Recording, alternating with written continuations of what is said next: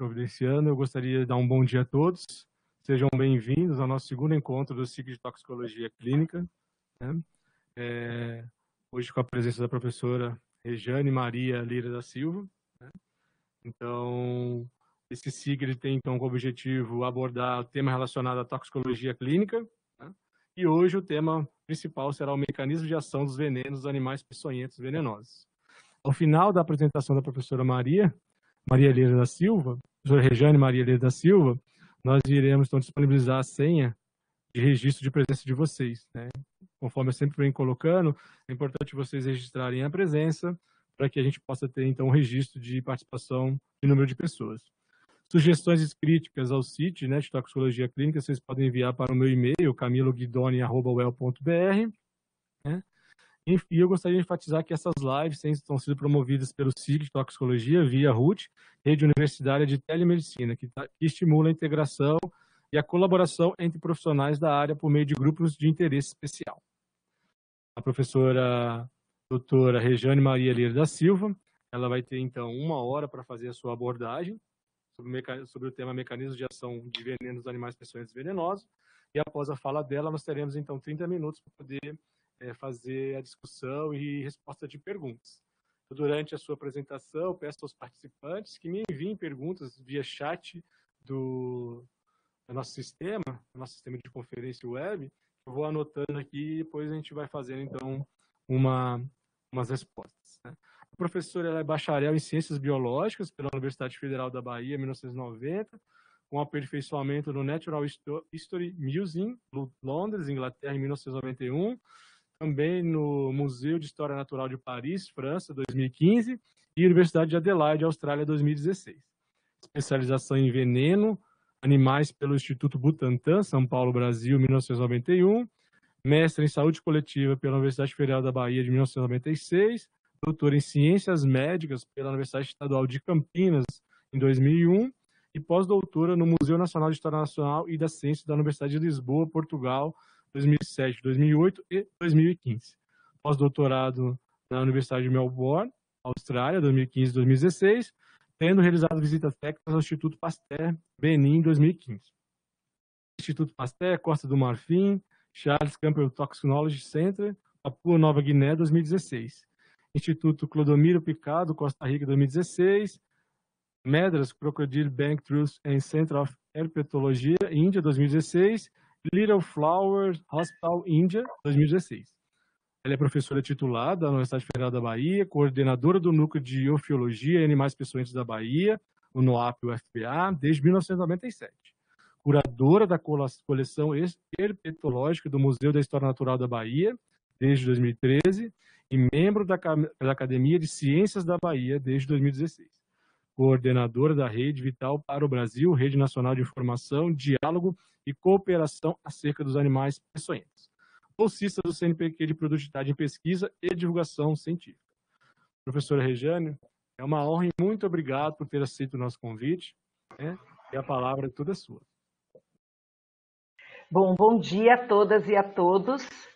Eu gostaria de agradecer, né, pelo convite. Para mim é uma honra falar sobre esse tema para vocês. Eu vou tentar, viu, falar em 1 hora, porque falar dos mecanismos de ação de venenos animais em 1 hora é um grande desafio. Eu coloquei aqui o título, Ação dos Venenos Animais em Metazoa, porque Metazoa é o grupo a que a gente se refere, que antigamente era chamado de Animalia, tá? E nessa figura, eu estou apresentando, né, uma filogenia, né? Vocês estão viram que o meu currículo ele é de uma bióloga, né, com formação na área da saúde. Então, eu vou sempre transitar entre esses dois mundos. Então, eu gosto sempre de trazer essa figura porque ela mostra a filogenia dos animais, certo? E tudo que está aqui assinalado em vermelho, em roxo, mostra que são grupos de animais que possuem... Não passou o slide para a gente. Eu acho que ele tem um delay. Deixa eu retornar. Uhum. Acho que não está no modo apresentação para você. Não, ele tá no Ah. modo apresentação. Vamos ver. Deixa aí, é porque ele tá. Passou agora. Mas esse é o último. Passou agora? Agora está assim, né? Sim, Pronto. passou. Pronto.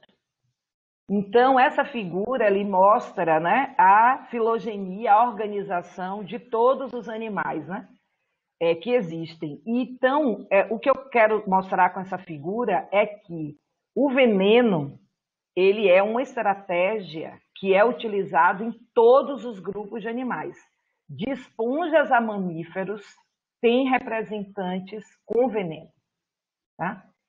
Não só nos animais, mas quando a gente vai para a árvore da vida, né, que inclui aí as bactérias, os eucariotas, né, os arqueias, a gente vê que todos esses grupos, todos os seres vivos, têm venenos como uma estratégia, né, e uma estratégia principalmente de defesa, mas também de alimentação.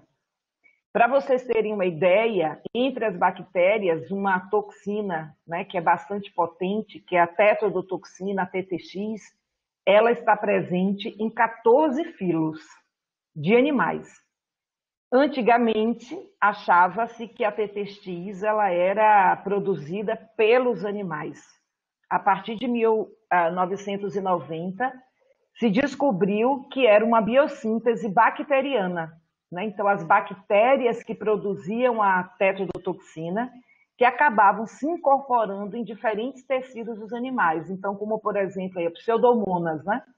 que produz a tetrodotoxina em peixes, né? Fugu, Itaquifugu. E aí a gente tem várias espécies de bactérias que produzem a tetrodotoxina, seja em peixes, seja em moluscos, seja em polvos, principalmente aí nos órgãos internos. Eu não sei porque ele está pulando para... Tá.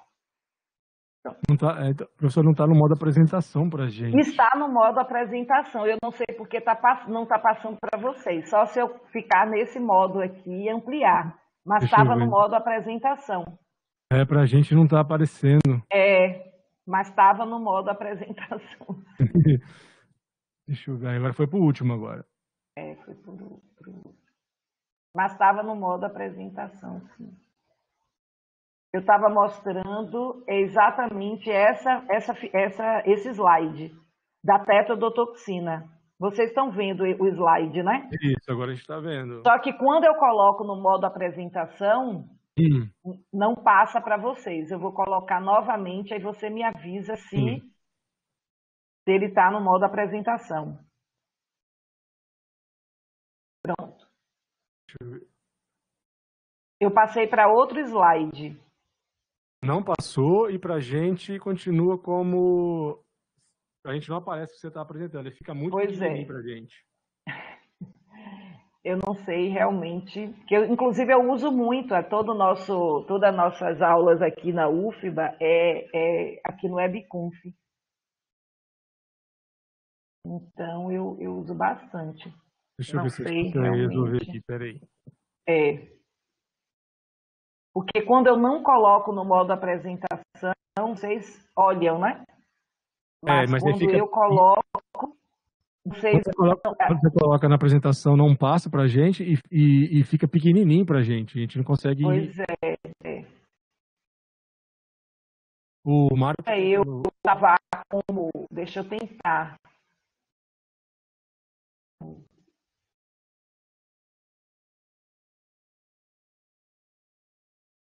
Salvar como PDF? Pode ser, talvez é uma solução. Eu posso dar uma sugestão? Pois não. Isso sempre acontece comigo. Se você fechar sua apresentação agora, vai no seu computador e abre o arquivo e já deixa ele em modo apresentação.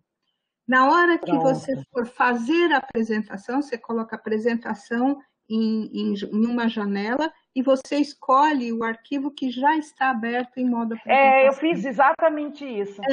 Tenta fazer de novo, aplicação. porque às vezes acontece isso e não dá para a gente ouvir, ver mesmo.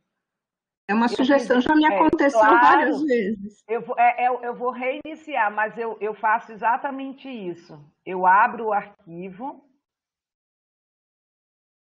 Deixa eu abrir aqui. Mas tem que sair tem que encerrar a sua apresentação. Se você continuar... Eu já encerrei. Mas está aparecendo para nós. Você tem que parar de... Isso. É exatamente em janela do aplicativo.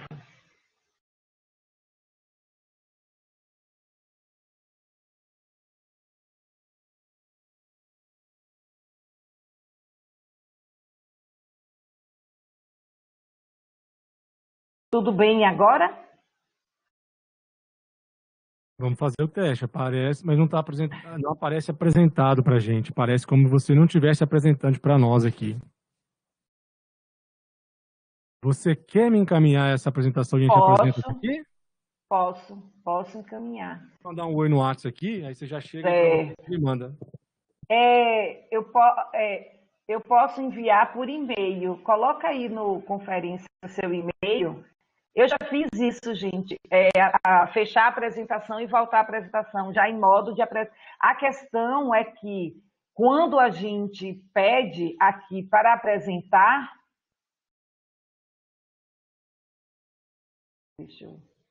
Eu tenho que olhar.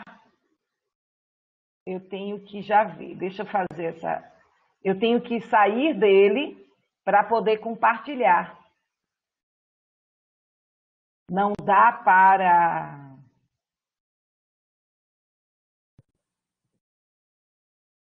Inclusive, eu dei aula exatamente disso ontem. No web. Vamos ver, agora está diferente. Pronto. E aí, agora? Peraí que está rodando aqui. Para mim já aparece...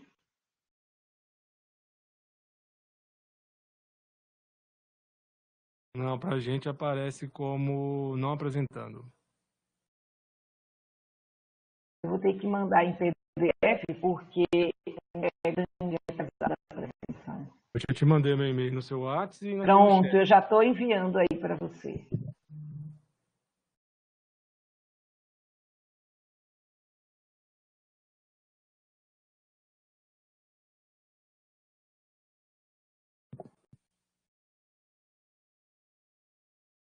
Eu vou tentar compartilhar em PDF para ver se melhora isso.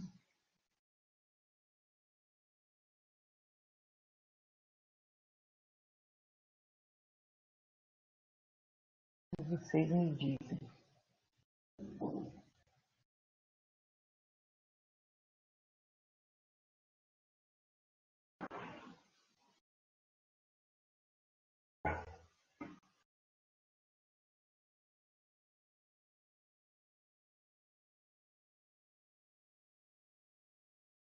Está em PDF, aí você me fala, Camilo, se vocês estão conseguindo ver.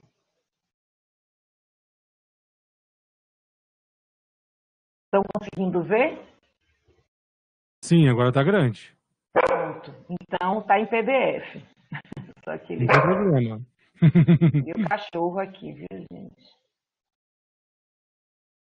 Pronto. Então, vamos fazer isso.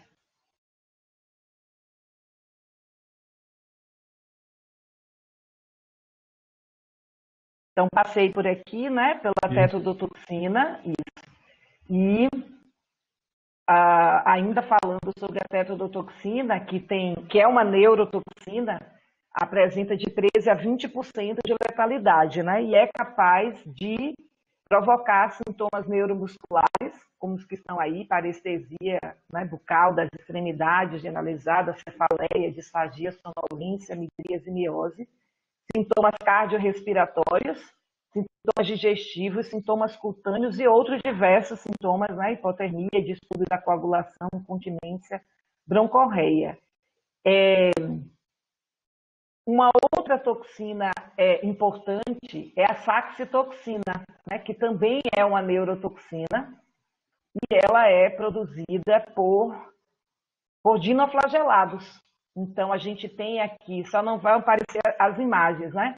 A saxitoxina, que tem ação neurotóxica, né, e é capaz de provocar ataxia, parestesia, paralisia muscular, dispneia e até morte por parada cardíaca, ela é incorporada aos tecidos dos moluscos, mas ela é produzida por dinoflagelado, porque esses animais são filtradores do fitoplâncton.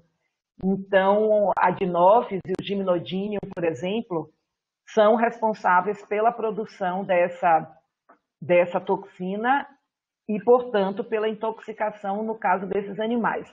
Aqui também, né, como está em PDF, vocês não vai dar para passar as figuras, mas era o que eu estava falando. Os venenos, eles estão presentes em todos os organismos, desde bactérias, plantas, animais, fungos. Então, parece ser uma estratégia muito bem sucedida em todos os grupos animais. Eu sempre digo isso para salvar a pele dos animais peçonhentos, né? Porque as pessoas esquecem, né, muitas das vezes, que os venenos, eles não estão presentes somente tradicionalmente, serpentes, aranhas e escorpiões. Eles estão presentes em todos os grupos animais. E aqui a gente tem uma figura, né, que é o filoporífera, de uma esponja de fogo, tá? Que tem veneno, né? A gente tem aqui da água-viva, que é uma colônia, a gente tem aqui de um molusco, e mostrando aqui a água-viva é um quinidária, que é um representante de bilatéria, que é o grupo dos moluscos, e que tem veneno, tá? E dentro dos animais, digamos assim, mais especializados, né, a gente tem desde os artrópodes, né, que é bastante conhecidos, as lacraias, insetos, aranhas, escorpiões, os crustáceos. Em 2001 foi descrito um crustáceo venenoso, um animal pequeno de caverna, e os moluscos também, né, como o polvo dos anéis azuis, que ocorre na Austrália. Então, isso mostra, né, essa diversidade que nós temos dentro do grupo dos animais, da presença do veneno e da peçonha, que eu vou falar daqui a pouco. Aí, entre os equinodermatas, né, um ouriço que é comum nas nossas regiões, aqui na nossa região, mas a Austrália, como sempre, por isso eu fui para lá, né, para fazer o pós-doutorado, tem uma estrela do mar, que é não só venenosa, mas ela é peçonhenta. E dentro do grupo dos cordatas, né, e aí dos vertebrados, né, a gente tem em todos os grupos, peixes, anfíbios, répteis, aves e mamíferos. E cada vez mais, o clássico que se sabe de mamífero é o ornitorrinco, mas cada vez mais a gente tem a descoberta de mamíferos venenosos, né? E esse veneno de alguns desses mamíferos, eles acabam vindo através da alimentação. Não é o caso do ornitorrinco, porque o ornitorrinco, o macho, ele tem a glândula, né, de veneno e tem a peçonha, né, que a fêmea não tem. Então, quando a gente está falando de venenos animais, a gente está falando do campo de estudo que é a toxinologia, que começa lá no Egito Antigo e que no Brasil ela começa a se desenvolver com João Batista de Lacerda, no final do século XX, no Museu de História Nacional do Rio de Janeiro. A despeito de Otto Wucherer já ter começado, ter sido o primeiro a descrever acidentes por serpentes, né? E o seu tratamento aqui na Bahia, ele fez parte da Escola Tropicalista Baiana, ele não trabalhou especificamente com veneno. O estudo dos venenos começa mesmo com João Batista de Lacerda e a partir de 1901, né?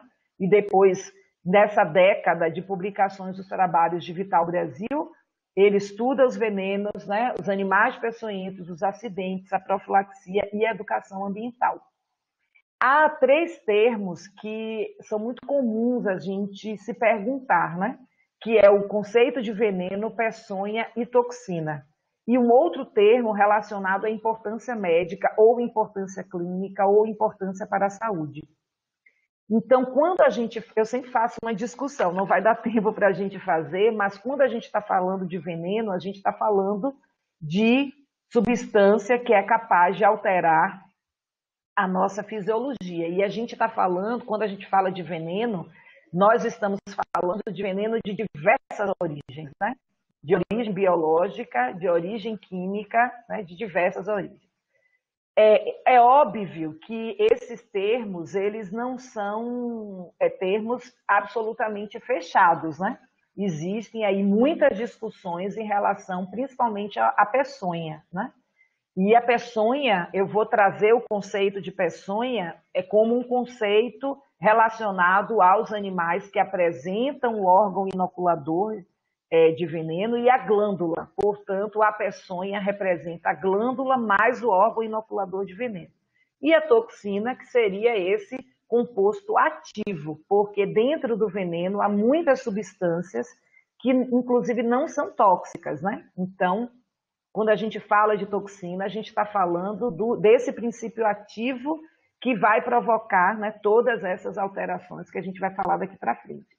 E quando a gente fala de importância médica, nós estamos falando, né, de um envenenamento que pode causar acidentes moderados a graves e que necessite do tratamento médico, né, ou mesmo acidentes leves, mas que necessite do tratamento médico.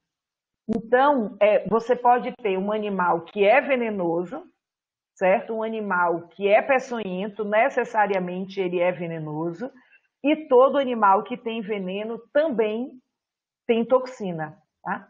Então, para ilustrar isso para vocês, né, o veneno animal, ele é extremamente complexo, por isso que eu digo, em uma hora é difícil a gente falar tudo sobre veneno animal. Porque é uma mistura complexa, pode conter mais de 50 componentes, entre proteínas, peptídeos, carboidratos, lipídios, aminas biogenicamente ativas, nucleotídeos, aminoácidos, sais inorgânicos e metais. Então, vejam que a complexidade, né, que os venenos têm dentro de todos os organismos vivos, né, porque todos os organismos têm representantes que possuem veneno. Então, quando a gente está falando dos venenos animais, nós estamos falando de milhares e milhares de espécies que desenvolveram essa estratégia ao longo do seu processo evolutivo. Então, os venenos ofídicos, para vocês terem uma ideia, eles representam, né, o fluido biológico de maior concentração de material sólido. Olha, eu coloquei peçonhas ofídicas propositadamente. Por quê? Porque há um trabalho de Vital Brasil, né, de Oswaldo Vital Brasil, que ele começa a discutir sobre esse termo, ele já coloca que a peçonha é o veneno do animal, mas, como eu falei para vocês, eu vou assumir que a peçonha é o veneno, a glândula de veneno e o aparato inoculador. Mas aí, os venenos ofídicos podem ter de 16% a 52% de material sólido. Se a gente comparar com a saliva humana, com suco pancreático e suco gástrico, vejam, né, essa alta concentração de material sólido. E esse veneno, né, principalmente das serpentes, ele é composto de 90% a 95% de proteínas, com as que podem ter atividade enzimática ou não. Então, aí são exemplos de peçonhas, né? Então, a gente está vendo as quelíceras das aranhas, né? As presas inoculadoras das serpentes e o aguilhão do escorpião. Todas as aranhas são peçonhentas. Há apenas 3 famílias das centenas de famílias de aranhas, porque em biologia não dá para a gente dizer que existem regras, né, que não tenham exceções. Tem exceção, sim. E todos os escorpiões são peçonhentos. Esses, sim, a gente não conhece até agora nenhuma espécie que não seja peçonhenta. No caso das aranhas, essas 3 famílias, elas têm a quelícera, né, que é o órgão aqui inoculador de veneno, mas elas não desenvolveram, por algum motivo, a glândula de veneno. E as presas inoculadoras das serpentes. Mas a gente tem aí, como eu mostrei, né, várias possibilidades de peçonha, que é bastante diversa no reino animal. Quando a gente está falando de evolução, é muito difícil traçar percursos evolutivos dos venenos animais, porque eles não deixam rastro paleontológico, né? Mas acredita-se que essa evolução dos venenos animais, principalmente os estudos estão mais avançados em relação às serpentes, tenham surgido a partir de enzimas digestivas que tinham a função de digestão, e essa hipótese ela está relacionada à presença de proteases, fosfatases, peptidases, esterases e lecitinases no veneno, principalmente das crotalídeas, que foram as que foram estudadas, e a presença de toxinas não enzimáticas que têm essa função da paralisia. Por exemplo, as neurotoxinas, cardiotoxinas, miotoxinas, os peptídeos potenciadores de bradicina, algumas citotoxinas que estão presentes nos venenos das elapídeas e das viperídeas. Esse trabalho de Caswell, né, que é muito interessante, que é esse coquetel complexo que é o veneno, né, e as novidades evolutivas que foram acontecendo nos diferentes animais, eles chegaram à seguinte conclusão. Obviamente, né, o veneno ele evoluiu por seleção natural e ele evoluiu em três direções. Primeiro, ele evoluiu independentemente nos grupos. Então, a gente não tem um animal venenoso que seja a origem de todos os animais venenosos. Não. O veneno evoluiu de forma diferente em cada grupo animal. Tá? E, no caso, o veneno ele pode ter as forças evolutivas para selecionar os venenos, pode estar relacionada a um aumento de eficiência na alimentação, e a relação de presa-predador pode ter ajudado isso. E a gente tem como exemplo as serpentes, aranhas e escorpiões, né, que têm presas e esses venenos têm peçonha e esses venenos são utilizados para alimentação. Mas, no caso das serpentes, não dá para a gente falar tanto aqui, só uma pequena percentagem de serpentes tem presas inoculadoras de veneno. Então, no caso das serpentes, o veneno ele não foi essencial para a evolução do grupo, mas para as aranhas, sim, porque todas são peçonhentas, né? E a própria presa está na boca. O veneno pode evoluiu para a defesa em peixes, em equinodermos, insetos, abelhas, por exemplo, né?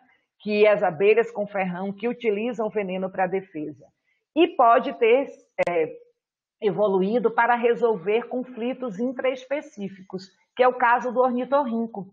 O ornitorrinco ele não utiliza o veneno que fica na pata, né, na pata traseira, ele não utiliza o veneno para se defender. O veneno é utilizado principalmente para que os machos marquem seus territórios na época do acasalamento, onde essa glândula, inclusive, ela aumenta de tamanho. E a inoculação do veneno, que também evoluiu independentemente nos diferentes grupos, se utilizou, né, da evolução aí de presas, de garras, de espinhos, probóscides, nematocistos. Então, há uma diversidade enorme da forma pelo qual os animais que têm peçonha inoculam seu veneno. Para vocês terem uma ideia, não é novidade o veneno, né? Já se encontrou, e esse estudo que saiu na Nature mostra, né, que existiram dinossauros que tinham veneno, que eram considerados peçonhentos. E também a presença de mamíferos, né? Já extintos também, mas que tinham aí dentes canaliculados, né? Muito parecidos com alguns dos mamíferos que são venenosos e que ocorrem atualmente. Esse trabalho é um trabalho muito interessante que saiu agora na Science em 2021, que é sobre evolução convergente de componentes de venenos defensivos indutores de dor em najas. A pergunta desse trabalho é uma pergunta que a gente sempre teve, né, nós aí da área da biologia, se as najas cuspideiras, elas evoluíram esse mecanismo para atingir os seres humanos como uma forma de defesa. Até então, né, a gente não relaciona o veneno dos animais para o ser humano, porque esses venenos eles surgiram muito anteriormente o próprio surgimento dos seres humanos. Eu sempre digo, né? As serpentes não têm veneno para matar o ser humano, e muitas pessoas têm essa visão. E esse trabalho ele não fala do veneno, ele fala do mecanismo de injeção desse veneno. E esse trabalho ele traz alguns pressupostos interessantes, né, de que veneno de cobra, como dos outros animais, tem uma base genética e um fenótipo funcional bem dividido, que serve aí como modelo para explorar a evolução dessas adaptações. As cobras usam veneno principalmente para predação, e a composição do veneno reflete a especificidade da dieta. Esse trabalho mostra que 3 linhagens de cobras desenvolveram independentemente a capacidade de cuspir veneno nos adversários. Então, eles utilizaram genes, proteínas funcionais, mostraram que as 3 linhagens dessas cuspidas, né, possuem venenos caracterizados por regulação positiva de toxina de fosfolipase A2, que potencializam a ação de citotoxinas do veneno pré-existente para ativar os neurônios sensoriais de mamíferos e causar o aumento de dor, que é a sensação quando uma pessoa é atingida nos olhos pelo veneno da naja cuspideira. Essas mudanças que foram independentes, né, nessas 3 linhagens, fornecem um exemplo fascinante de evolução convergente em vários níveis impulsionados pela seleção da defesa. Então, eles chegaram a uma conclusão muito importante, né, de que cuspir o veneno de cobra, essa possibilidade adquiriu atividade causadora de dor, né? Cada uma dessas linhagens evoluiu a mesma sinergia para aumentar a atividade indutora de dor. E por quê? Isso que foi incrível, o momento da evolução da cuspida coincidiu com a origem dos primeiros hominídeos na África e a chegada do Homo erectus na Ásia. Os primeiros humanos podem sim ter impulsionado a evolução da cuspida das cobras, né? E eles concluem, afinal, que ameaça maior do que um primata que usa ferramentas e arremessa objetos, que odeia cobras e agora tem as 2 mãos livres para fazer travessuras após desenvolver a locomoção bípede. Então, esse é um estudo bastante interessante, né? Mais relacionado ao mecanismo da liberação do veneno, não exatamente do veneno. Então, a gente pode passar para o outro ponto, que é muito importante, inclusive na clínica, foi objeto do meu doutorado, quando eu estudei o veneno de Botrytis leucurus, que muitas pesquisas já existem, já falam da variação, tanto quantitativa quanto qualitativa do veneno de serpentes.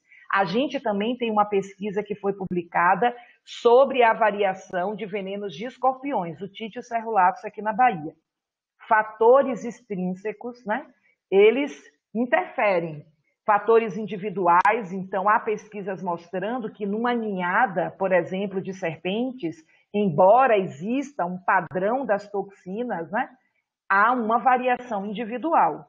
A dieta é o principal direcionador, como eu falei, né, para a seleção natural dos venenos. Então, por exemplo, o meu estudo com Botrytis leucurus mostrou que o veneno das serpentes da região sul da Bahia, ele é mais tóxico e tem várias diferenças em atividade hematogênica, necrotizante, hemorrágica, do que os venenos da região metropolitana de Salvador. E isso pode estar relacionado a barreiras geográficas como rios, né, que separam essas 2 regiões. O estado de saúde da serpente interfere, como eu falei, regionais e variações sexuais. No meu mestrado, eu estudei o envenenamento por Botrytis leucurus e eu vi que fêmeas, elas estão mais relacionadas a acidentes mais graves.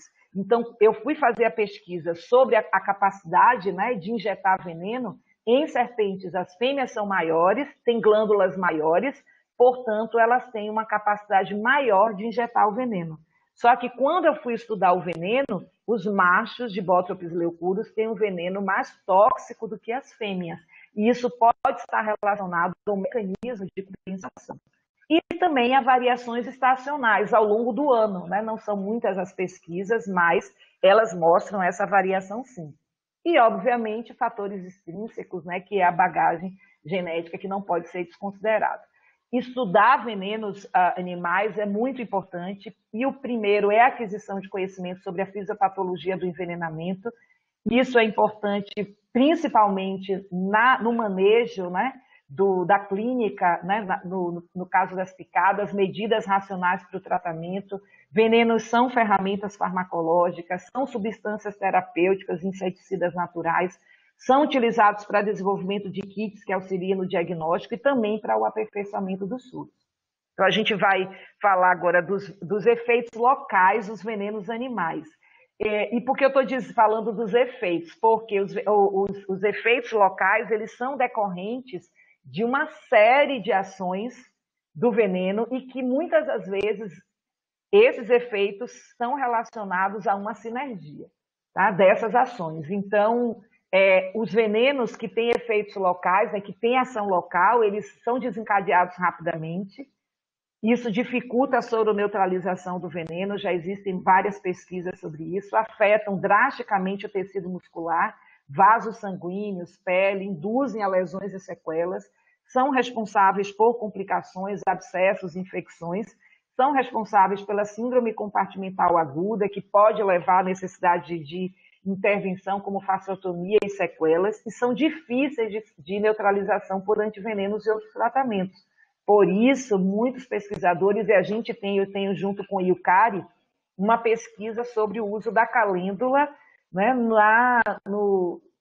para ser utilizado consociado obviamente, com soro, nunca sozinha, mas que tem uma ação importante antimiotóxica. Então, é bastante importante a gente pensar sobre isso.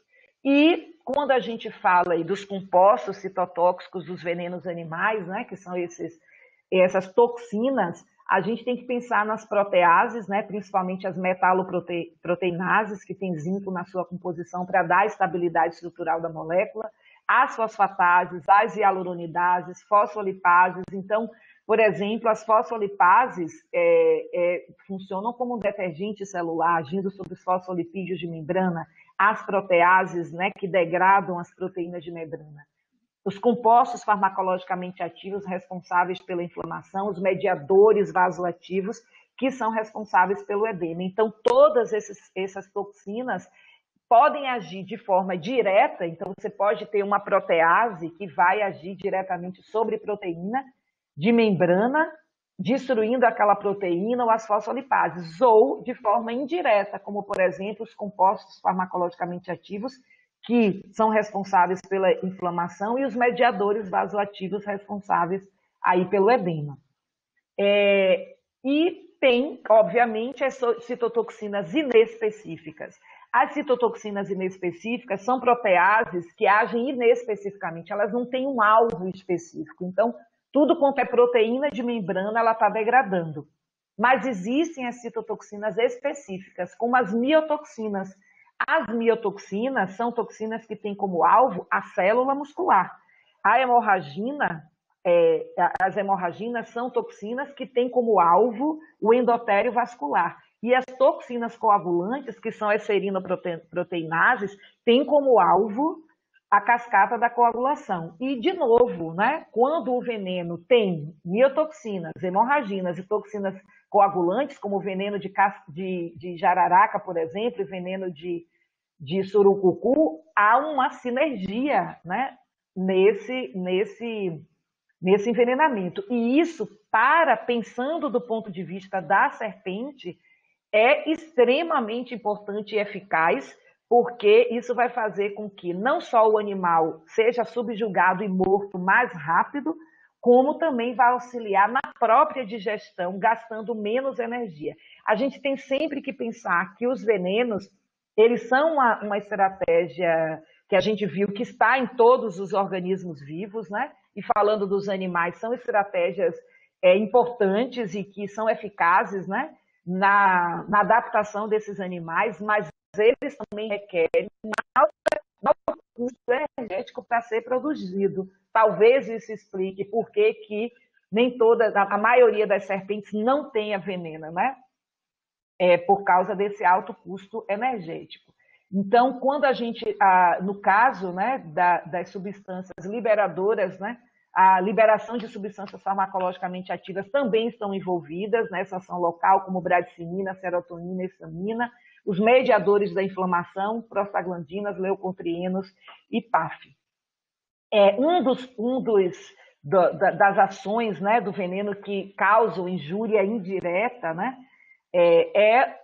os venenos que têm ação pró-inflamatória, né, e que já não vou precisar explicar para vocês, né, dessa inflamação, como essa reação da microcirculação por movimento de líquido, né, mas tem muitos venenos que são pró-inflamatórios, né, venenos de bótropes, que são as jararacas, e veneno de láqueos, têm essa característica que vão interferir diretamente. É claro que todo veneno ele vai causar aí a inflamação, mas existem venenos especificamente que têm essa ação pró-inflamatória e que a sua persistência, a persistência da inflamação aguda, sem que haja um tratamento, pode levar, sim, à formação de abscessos e a um manejo que seja necessário o uso, no qual seja necessário o uso do anti-inflamatório para que essa inflamação não leve a danos maiores daquele local que foi atingido. Um ponto importante também que a gente deve considerar no caso de ação local é a hiperalgesia. Então, a hiperalgesia, ela é em função principalmente da liberação de substâncias farmacologicamente ativas que geram ou potencializam a dor.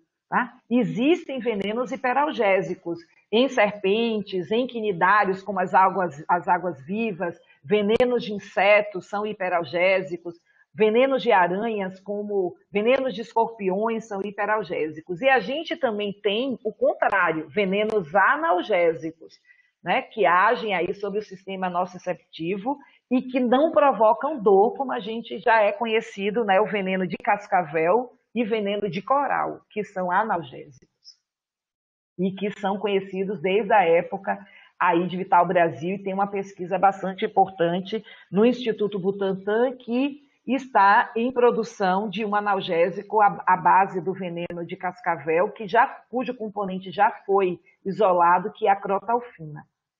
Bom, a gente vai para a atividade proteolítica.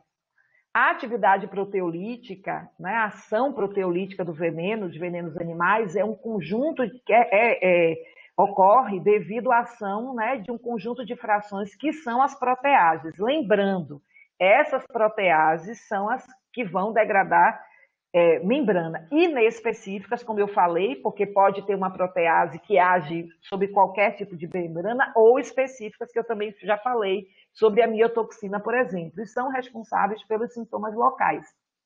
A atividade proteolítica, a ação, né, de degradação da célula e dos tecidos, pode se somar a fatores hemorrágicos, as hemorraginas que agem, que existe um grupo de hemorraginas que age sobre o endotélio vascular, porque a hemorragia ela pode ser através do aumento da permeabilidade da junção das células do endotélio vascular. Então, soma-se a isso também fosfolipases, que tem ação detergente celular, e também a inflamação, como eu acabei de falar. A atividade edematogênica é muito importante também. Muitos animais têm no seu veneno toxinas que podem provocar essa ação edematogênica, e ela é muito importante de ser manejada em função da possibilidade da síndrome compartimental aguda. E ela é decorrente, né, de venenos capazes de liberar mediadores vasoativos. E aí a gente tem vários componentes. E pode ser ampliado sinergicamente pela presença de hemorraginas, de proteases, de fosfolipases, de citotoxinas, que vão atuar diretamente sobre a circulação, aumentando a permeabilidade vascular. Então, também a ação edematogênica, ela é bastante complexa, né? Porque não é só a ação do veneno, mas a sinergia de outras ações, de outras toxinas que o veneno pode possuir. Uma outra ação importante é a atividade necrosante, a ação necrosante que leva à morte tecidual. Duas toxinas são importantes, que são as proteases e as fosfatases, que vão causar lesão tecidual, tanto em pele quanto em músculos. E essas lesões elas podem estar limitadas ou não ao local da picada. Também pode se somar a ação das hemorraginas, que causam, né, indiretamente isquemia e destruição da vasculatura, e aí a morte celular. Então, na medida em que né, a região, né, não recebe o sangue devidamente com alimento e oxigenação, pode sim haver um comprometimento. Algumas fotos, né, alguns de vocês podem já conhecer essas fotos, que são decorrentes das ações locais dos venenos, ação proteolítica, ação hemorrágica está aí presente, ação edematogênica. Eu sempre gosto de discutir, né, os sintomas, mas não vai dar muito tempo da gente fazer isso aqui. No caso das hemorraginas, né, da atividade hemorrágica, a formação de flictenas, né, que são bastante importantes e podem aí comprometer, sim, levando até a sequelas. Tá? E no caso aqui, a gente pode observar nessas duas figuras, edema, eritema, equimose, flictena, são as bolhas hemorrágicas. Todos esses sintomas, aí a gente está vendo o acidente por jararaca, acidente botrópico, decorrentes dessas toxinas ou do sinergismo, né, provocado pela capacidade do veneno que tem aí ação pró-inflamatória, tá? E que pode necessitar de fasciotomia, que é uma intervenção. Eu estive na Costa Rica em alguns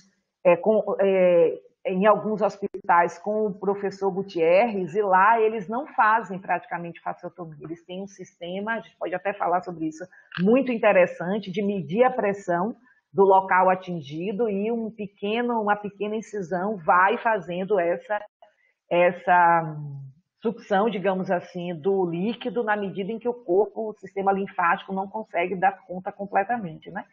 Essa é uma picada que tem que ser muito levada em consideração, porque são picadas em dedo, picadas na ponta dos dedos, face, pescoço.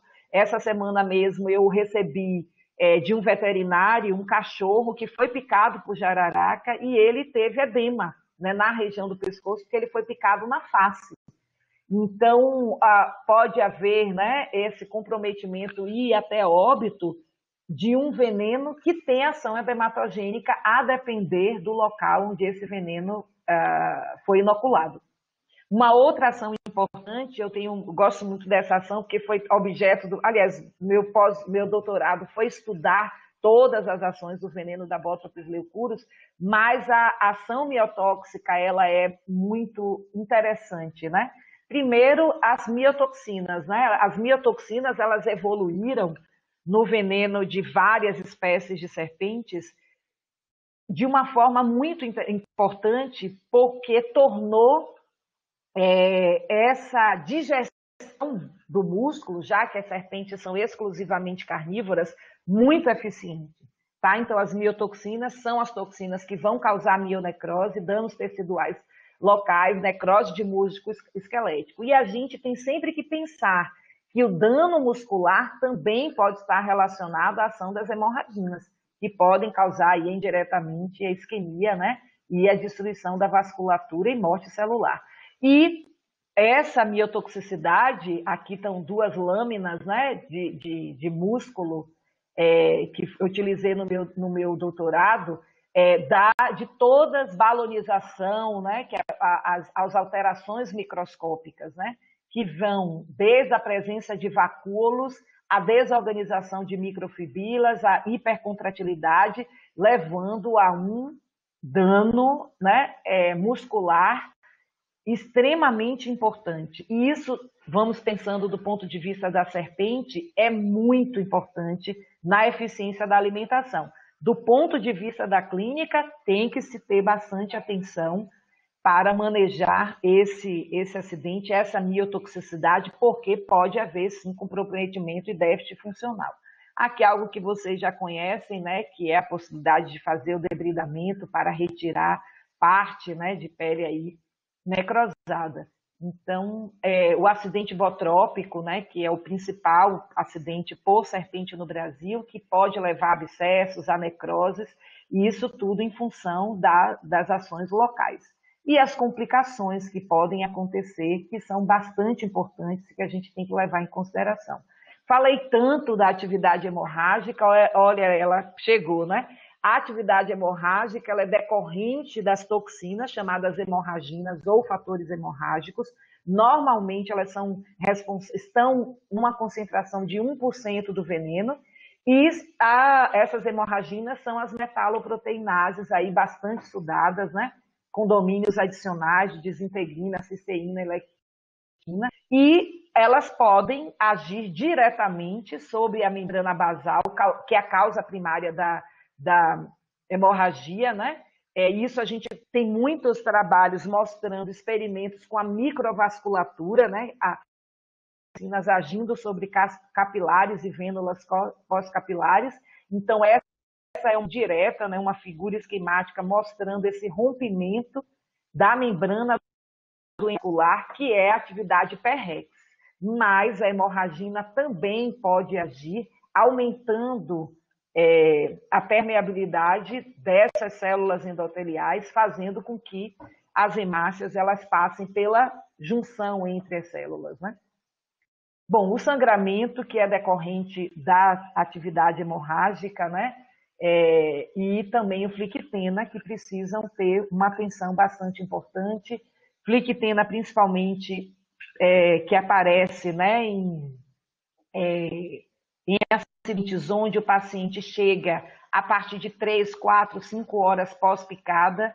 Então, essa informação para as pessoas é muito importante, de que eles precisam procurar, né, a assistência médica imediatamente após a picada.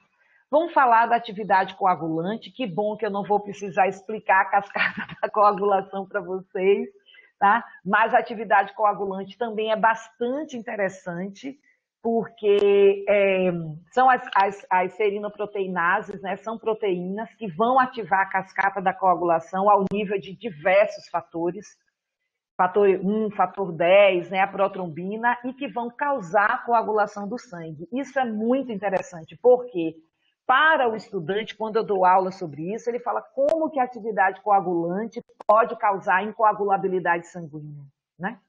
E a incoagulabilidade sanguínea, ela é causada em função da depressão desses fatores. Então, na medida que o veneno ele vai agindo, ele vai ativando os fatores, esses fatores vão diminuindo em sua quantidade, entram em depressão, e aí temos a incoagulabilidade sanguínea.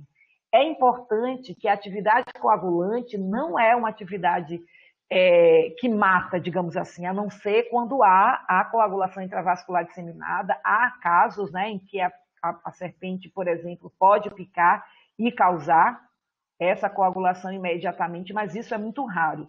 Interessante que a atividade coagulante é a que mais varia. Então, venenos de filhotes de serpentes têm atividade coagulante mais importante do que de adultos.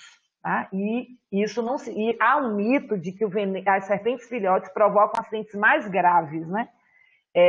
Não, os que provocam acidentes mais graves são as serpentes. Todos os bichos adultos, eles têm uma capacidade maior de inocular o veneno, e no caso das serpentes, jararacas e surucucus, a atividade proteolítica, que é bastante importante. Aqui há testes para se fazer com plasma humano citratado, com fibrinogênio bovino, né, que são as serinoproteinases com atividade tipo trombina, que vão ativar a cascata da coagulação ao nível do fibrinogênio, causando a coagulação e depois a incoagulabilidade sanguínea.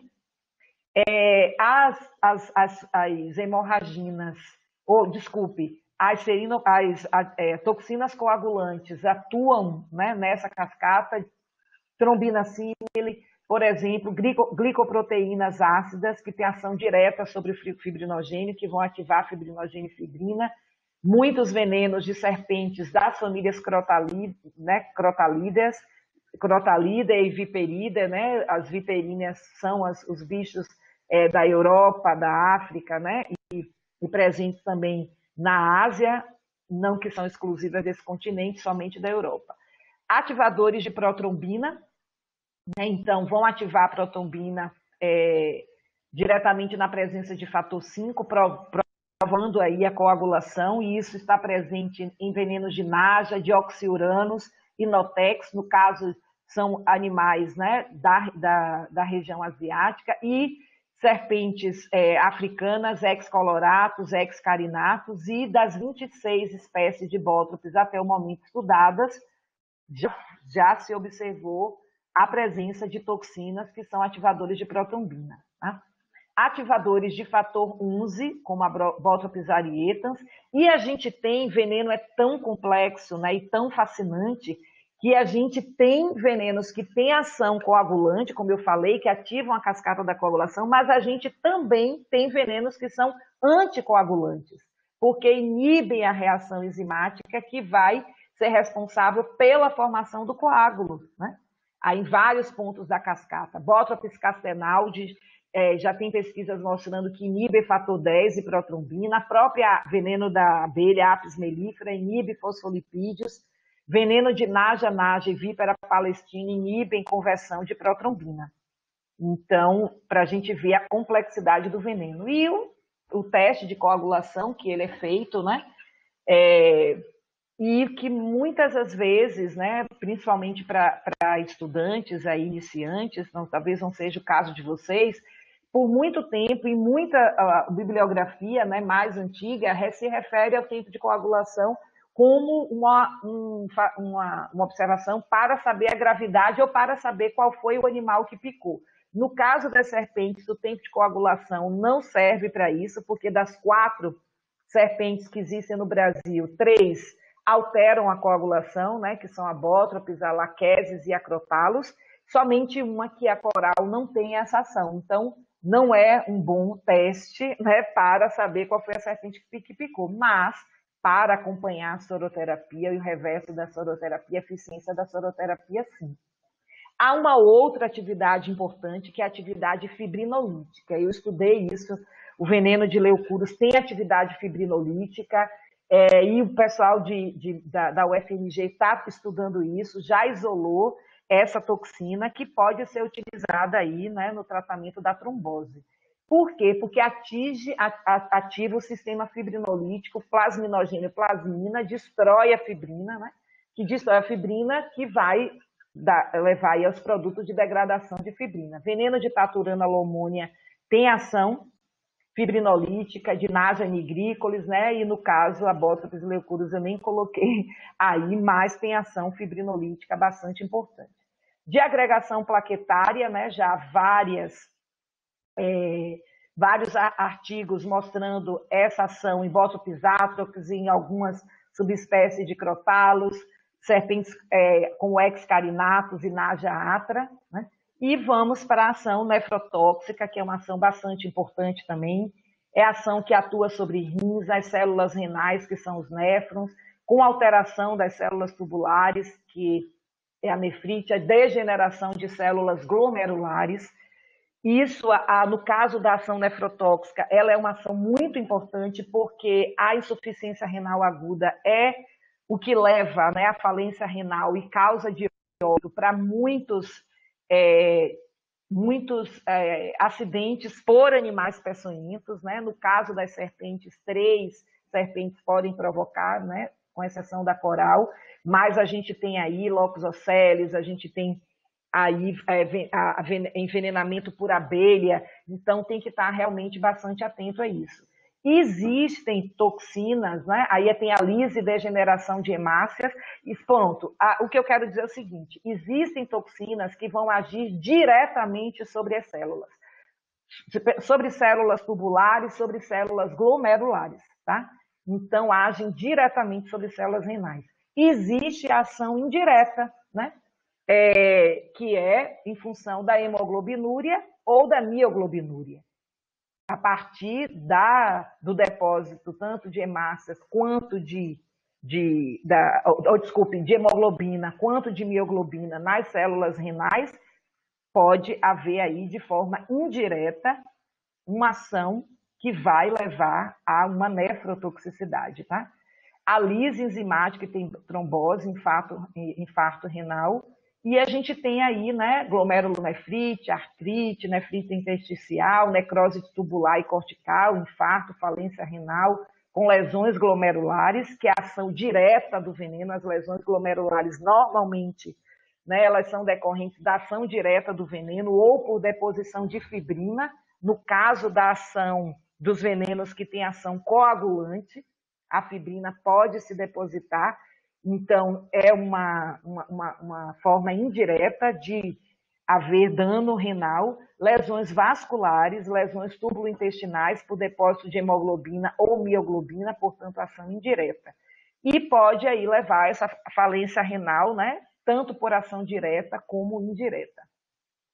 Para frente, que eu já estou quase no meu tempo, então é acidente por cascavel, né, e que é um importante acidente que leva, né, com uma frequência muito maior a essa falência renal e o comprometimento que pode levar a óbito.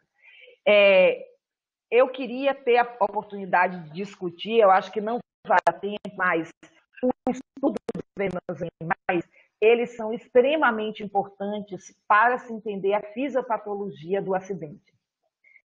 Muitos dos erros que acontecem no diagnóstico estão relacionados à falta do conhecimento sobre a ação do veneno. Porque o que o profissional da saúde vê são os sintomas. Tá? E muitas das vezes ele não tem a formação sobre qual é a origem desses sintomas. Eu disse que eu não ia conseguir dar conta, né, de me aprofundar, mas espero ter passado pelas ações mais importantes, porque os venenos são extremamente complexos, né? E para a gente falar, eu mesmo dou uma disciplina na UFBA, que é o semestre inteiro, que é zootoxicologia, e que a gente desdobra bastante.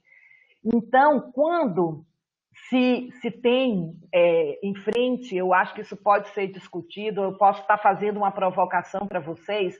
Quando o profissional da saúde tem acesso a esse algoritmo, né, e que você tem bottops, não,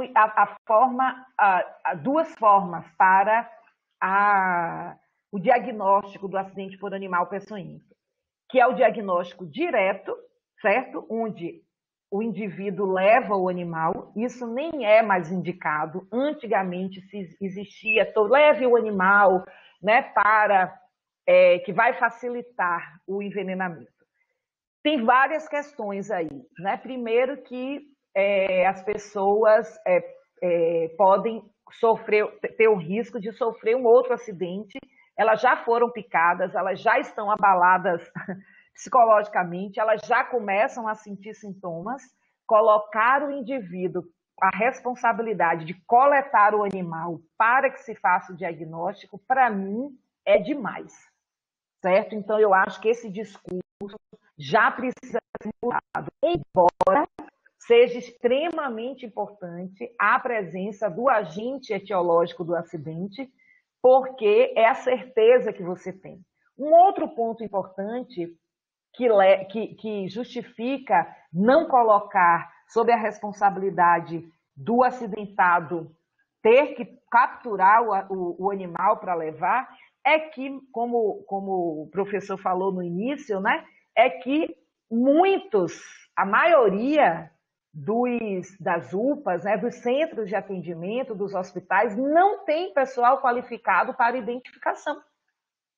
Então, né, ao longo desses 34 anos aí no Núcleo de Ofiologia Animais Peçonhentos da UFA, que eu ajudei a criar com a professora Tânia Brasil, a gente, todo o tempo, né, a gente está recebendo animais e fotos de animais que foram identificados errados. Ah, mas eu já dei o soro, eu achei que era jararaca.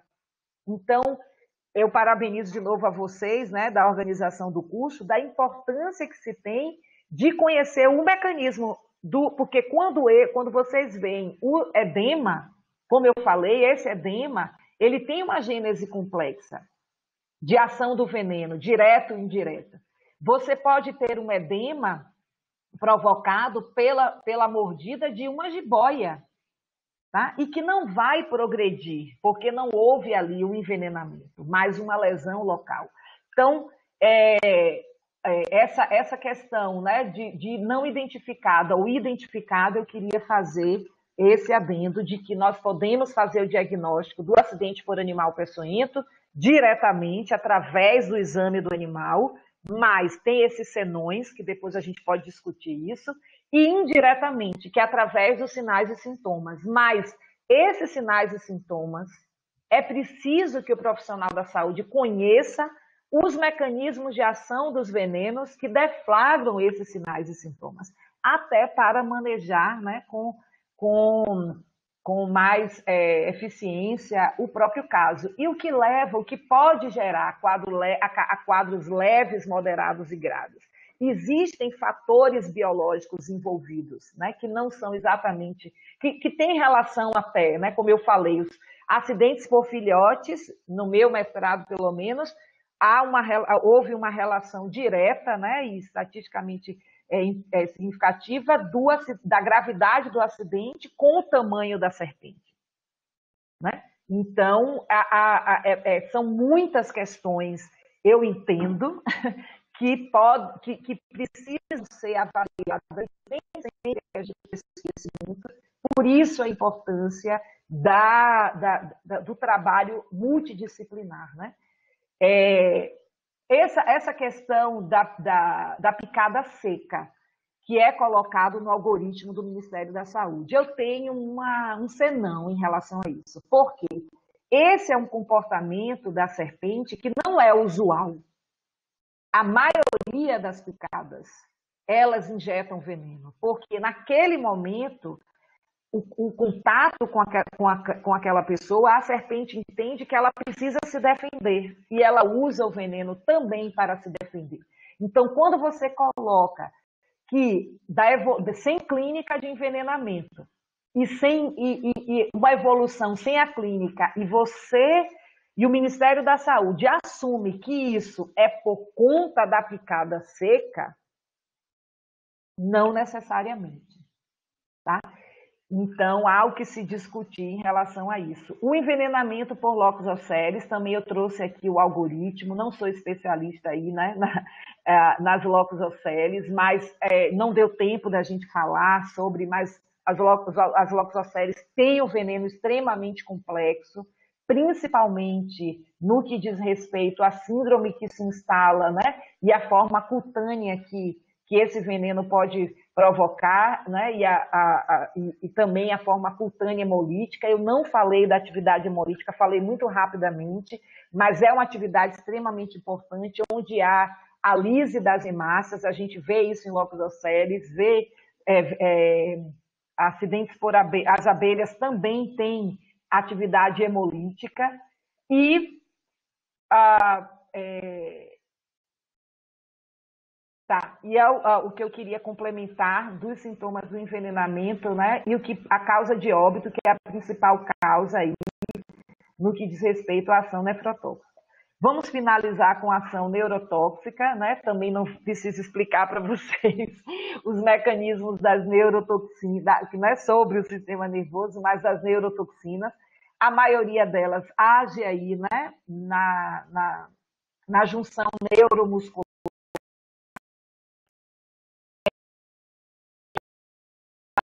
de cálcio, age levando à liberação maciça de neurotransmissores. Então, tem toxinas que agem pré-sinapticamente, inclusive toxinas que impedem esse colabamento da vesícula sináptica, né? Impedem a liberação de neurotransmissores, e a ação também pós-sináptica, né? Ao nível dos receptores da membrana muscular. A ação neurotóxica provoca a neurotoxicidade, que são os efeitos que podem ser descritos pela interferência nas funções nervosas, bloqueio na transmissão neuromuscular, condução nervosa. As peçonhas neurotóxicas, aí eu estou falando venenos, né, que atuam no sistema, na junção neuromuscular. No meu doutorado eu estudei bastante isso, vi que o veneno de leucurus tem uma ação neurotóxica em pequenas doses. Isso não é só para leucurus, outras, a jararaca ilhoa também tem ação neurotóxica, né, e que vai levar a desordem dos reflexos, hipotonia muscular, paralisia flácida de músculos de face, pescoço, membros, tronco, laringe, faringe, respiração. E é como eu falei, né, as neurotoxinas, elas tanto podem atuar pré-sinapticamente sobre canal de sódio, potássio, cálcio, ou mesmo sobre a vesícula, né, onde está o neurotransmissor, como pós-sinapticamente. As neurotoxinas pré-sinápticas, elas podem inibir a liberação de neurotransmissores, como as neurotoxinas de micrúrios coralinos e a crotoxina de cascavel, tá?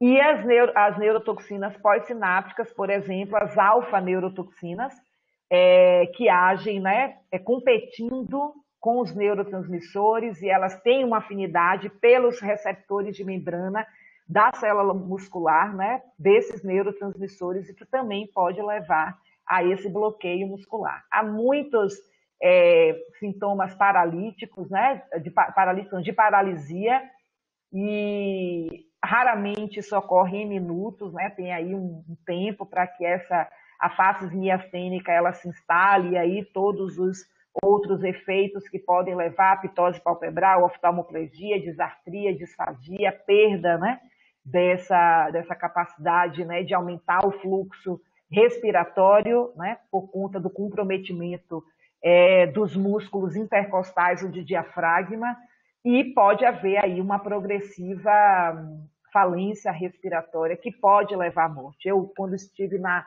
Austrália, eu tive a oportunidade de estar no centro de intoxicação do hospital equivalente ao Hospital das Clínicas da Universidade de Melbourne, e também quando eu estive na Papua Nova Guiné, né, a oportunidade de resgatar pacientes, porque lá tem um trabalho muito interessante de Dr. David Williams, e eu trabalhei lá com ele, e a rapidez com que as serpentes, né, as serpentes elapídeas da Oceania, seja do continente australiano como da Papua Nova Guiné, com essa neurotoxina, ela tem um efeito rápido que pode levar algumas espécies de serpentes, a picada pode levar o óbito em 1 hora, né?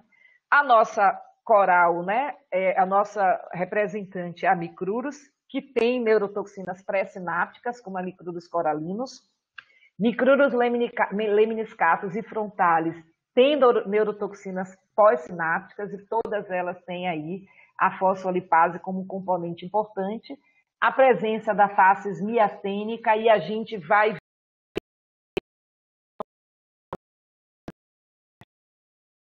não dá para a gente aprofundar, né, mas a gente vai ver que essa ação importante, né, envenenamento por escorpião, envenenamento por aranha, né, e tantos outros venenos, né, mas esses são os mais importantes. E também eu queria colocar essa que talvez, né, não sei em que ponto vocês estão discutindo isso, mas nas reuniões que eu venho participando do Ministério da Saúde, essa criação desses algoritmos, né, são reflexões sobre elas, porque, óbvio, que veio da experiência de médicos que trabalham há décadas com esses animais, mas com os acidentes por esses animais. Mas há que a gente considerar que esses algoritmos, eles foram produzidos, né, para um momento de crise. Nós estamos vivendo uma crise do soro desde 2013. Nesse momento, só o Instituto Butantan está produzindo soro. Tá? Só.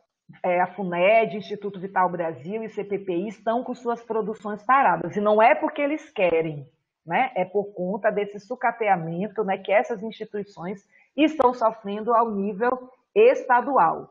E antes, o acidente elapídico, ele era considerado potencialmente grave, tá? Mas esse novo algoritmo traz um quadro leve, um quadro moderado ou um quadro grave, né? O quadro leve, sem a clínica de miastenia, o quadro moderado com a miastenia aguda, mas sem paralisia, e o quadro grave com a miastenia aguda e com paralisia. Ok, mas vamos para a realidade dos serviços de saúde, principalmente no Brasil profundo, né? Então, é muito difícil, né, que a equipe de saúde, o médico, utilize esse algoritmo, classifique como um quadro leve, é um quadro que pode evoluir muito rapidamente, e a própria equipe médica não conseguir acompanhar, dado ao caos, né, que se vive dentro de muitas emergências, de muitas UPAs. Eu fui testemunha disso, acompanhei um paciente uma paciente picada por cascavel, né, fiz esse teste, e o quadro foi leve, mas não houve, né, esse acompanhamento durante horas. Então, imagine o que é esse caso e evoluir muito rapidamente para um quadro moderado, para um caso grave. Então, quando se identifica um caso leve e que se indica apenas sintomáticos dentro de um sistema de saúde caótico, a gente pode sim ter evoluções graves e rápidas que não estamos dando conta de observar. Um outro ponto que eu chamo a atenção é o algoritmo de Fonneutria, do acidente por armadeira. Por quê? Define-se quadro leve, ok, né? O quadro moderado. E decidiu-se fazer um corte, paciente maior que 7 anos e paciente menor que 7 anos. E, no caso de paciente maior que 7 anos, apenas o sintomático. Como os nossos algoritmos, eles são feitos, com todo respeito, a partir da experiência de médicos que realmente têm bastante experiência, mas nós não temos estudos clínicos, certo? Ensaios clínicos, estudos clínicos para definir digamos, a dosimetria do tratamento. A criança com 7 anos faz o quê? Porque se definiu-se maior que 7, menor que 7. E aí não se definiu o tratamento pelos sintomas exatamente, certo? Mas pela idade. Os sintomas estão aqui em cima, foram colocados, ok, mas na hora da decisão do tratamento, entrou-se aí com o fator idade. E isso pode ser um problema para quem está tratando. Então, esses erros que eu vou já concluir... sim, isso aqui é uma atividade local de um acidente por micruros, tá? Que é a micruros surinamenses da Amazônia, que tem atividade hematogênica e miotóxica, tá? Só para a gente saber que na biologia, nos venenos, as regras têm muitas exceções, tá? E esse resumo, né, que é o que o manual do Ministério da Saúde, que já está bastante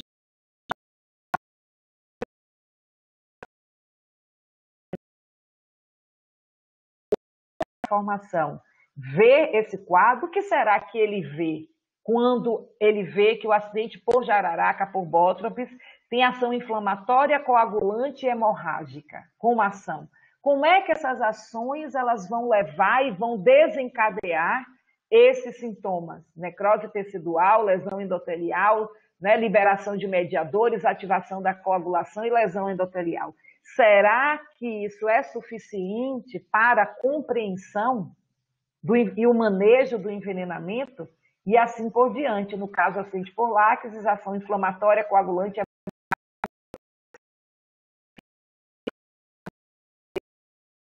acidente por cascavel, neurotóxico, miotóxico e coagulante, tá? E elapídico neurotóxico. Então, há que se pensar, né, se as informações que estão sendo dadas para quem está na ponta e os algoritmos são suficientes para que haja esse manejo. Oi. E eu queria encerrar mostrando, né, dados de 2010, mas que a gente atualizou, do erro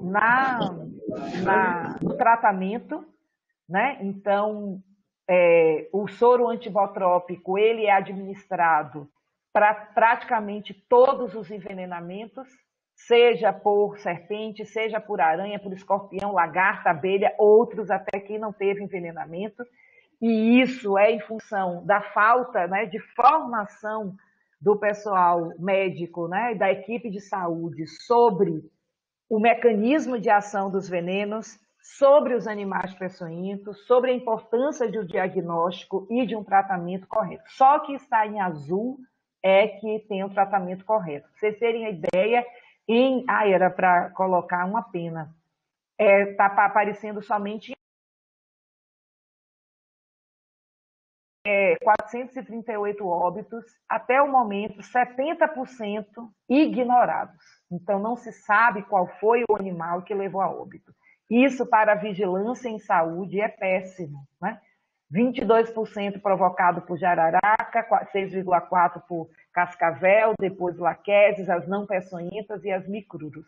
Então, o diagnóstico é muito falho ainda. E esse trabalho que nós publicamos, né? Eu e o Cari Fernando Carvalho, ele está por trás, mas o trabalho ele mostra dados muito consistentes, né? Que pacientes que receberam tratamento adequado com soro antiveneno ou não receberam apresentaram maior letalidade. Então, vejam a importância do diagnóstico para o tratamento. Inclusive, nessa pesquisa, nós vimos casos, óbvio, depois de uma limpeza muito importante do banco, casos individuados, casos em que o diagnóstico estava errado, o tratamento estava inadequado, portanto, né? E até casos em que foi diagnosticado e não receberam tratamento, e aí a gente não sabe se é em função da falta de soro, da crise do soro que a gente vive, mesmo tendo sido diagnosticados por envenenamento por serpentes peçonhentas, 9% dos pacientes não receberam tratamento específico, tá? E isso pode indicar o impacto da escassez de soros devido à crise que estamos atravessando. Nós, da Rede Vital para o Brasil, fizemos várias reuniões, apresentamos isso. Por um tempo, o Ministério da Saúde teve uma resistência muito grande a admitir a crise. A partir de 2015, admitiu, e estamos ainda nesse impasse. E a frequência de tratamento adequado foi de 42%. Gente, vejam que, né? Quase 60% das pessoas recebem um tratamento inadequado, né? 40% recebem tratamento adequado. Não chega nem a metade dos pacientes que recebem tratamento adequado. Então, isso não estou aqui culpabilizando, né? Especificamente, mas isso se deve a uma conjuntura e o Ministério da Saúde, o Programa Nacional de Alfidismo, tem que dar respostas a isso, né? Com esses treinamentos e essas capacitações, né, e a própria conversas com as escolas médicas, né, com a Associação Brasileira do Ensino Médico. E o número de ampolas administradas nos acidentes foi abaixo do recomendado, tá? E isso teve um impacto importante porque aumentou em 25% a letalidade. Então, eu me lembro quando eu chamei a atenção de que a escassez do soro poderia levar a uma maior letalidade, dados ainda para isso. Agora temos em 2019 essa pesquisa foi publicada. E essa figura icônica, né, do idoso é picado por jararaca que leva a cobra viva na mão até o hospital.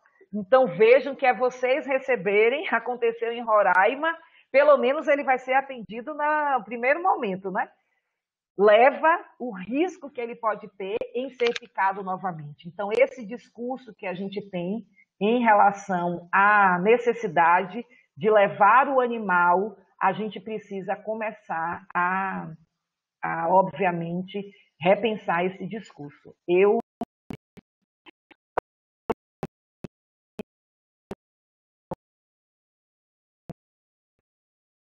Obrigado, Rejane.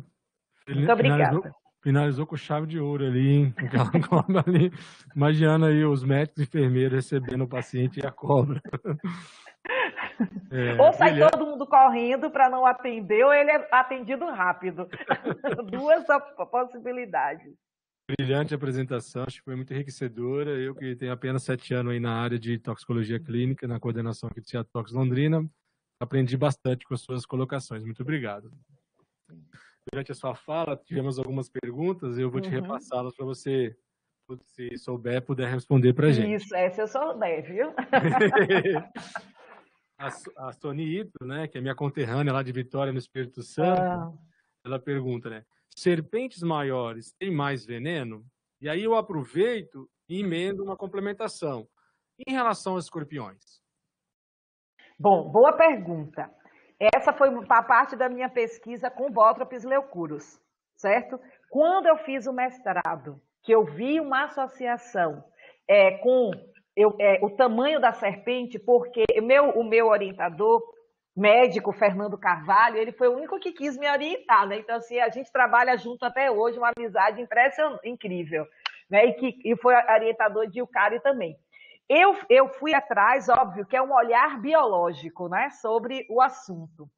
E eu fui ver, né, as serpentes que tinham se alimentado, que tinham animais no estômago, serpentes machos, serpentes fêmeas, o tamanho das serpentes, para saber se isso tudo interferia. Interfere sim as serpentes maiores.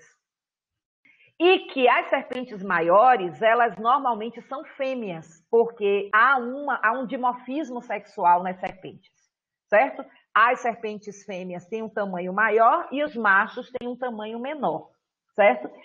Quanto maior a serpente, maior a capacidade de estocar o veneno, certo? Portanto, maior a capacidade que ela tem de injetar uma maior quantidade de veneno. Isso é uma possibilidade, tá? Que a gente precisa ficar atento e que acabou mostrando na pesquisa, né? Na minha pesquisa, isso foi mostrado. Quando eu vi esses resultados, eu disse, olha, pronto, o fato é esse. Vamos saber por quê. Aí eu fui fazer uma pesquisa testando, né? Peguei cobras macho, peguei cobras fêmeas, e por tamanho, e vi que as cobras maiores têm uma maior capacidade de injetar esse veneno na presa, porque, obviamente, não tem autorização para a gente fazer isso em pessoas. Mas, só que, no caso das pessoas, é uma defesa. No caso da presa, é uma outra situação que é da alimentação. Mas a gente pode, sim, fazer o paralelo, certo? Então, quando se chega uma pessoa com uma serpente grande, é importante a gente já ligar, né, aí os nossos alertas, porque tende a ter uma evolução para uma gravidade maior, certo? E, como eu falei, quando eu fui testar o veneno, eu vi que os machos é que são mais tóxicos, porque Fernando Carvalho, meu orientador, ele me desafiou. Ele disse assim, até entre as serpentes, as mulheres, né, as fêmeas são piores. Fiquei com isso na cabeça. Quando eu fui para o teste do veneno, eu mandei para ele, né? Até entre as serpentes, os machos são mais venenosos, mais óbvio, por um sistema de compensação. Você me perguntou sobre os escorpiões. Os escorpiões, aí não é claro que a gente está falando de primeiro da espécie. A espécie ser de importância médica e não só o tamanho, porque senão as sucuris seriam as super venenosas, elas não têm veneno, tá? Então, uma vez que você identifica que a espécie, ela, como o Titius cerulatus, o Titius baiensis, Titius stigmurus, os animais maiores também tendem a ter a possibilidade de injetar uma maior quantidade de veneno.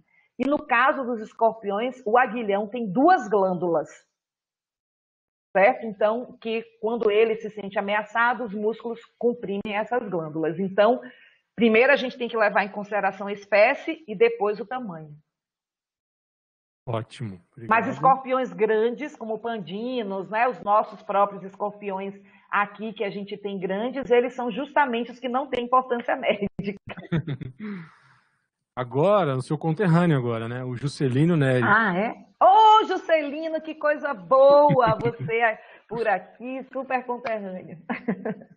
Há relato de aumento de consumo do fator 8, estabilizador de fibrina? Acho que ele deve estar falando na questão da coagulação. Na questão da coagulação. Isso, eu acho que sim. Eu não tenho pesquisa que fale especificamente sobre fator 8. Juscelino, eu vou anotar para procurar, viu? Porque há também uma certa limitação nessas pesquisas, você ter os substratos para fazer o trabalho. Então, e ter a possibilidade de comparar os dados. Então, eu não tenho como te responder se há pesquisa com espécies que alteram, que são capazes, né, de fazer essa ação sobre fator 8, mas a espécie em si, eu não tenho essa informação, mas que é muito provável que aconteça, não só espécies brasileiras, mas como espécies de outras partes do planeta, dada a complexidade que existe na ação coagulante dos venenos. Mas Ótimo. eu não saberia te dizer a espécie, nesse momento, que é responsável de ativar fator 8. A equipe do Ciatox do Espírito Santo pergunta: em quanto tempo do envenenamento começa a ocorrer lesão renal no acidente botrópico?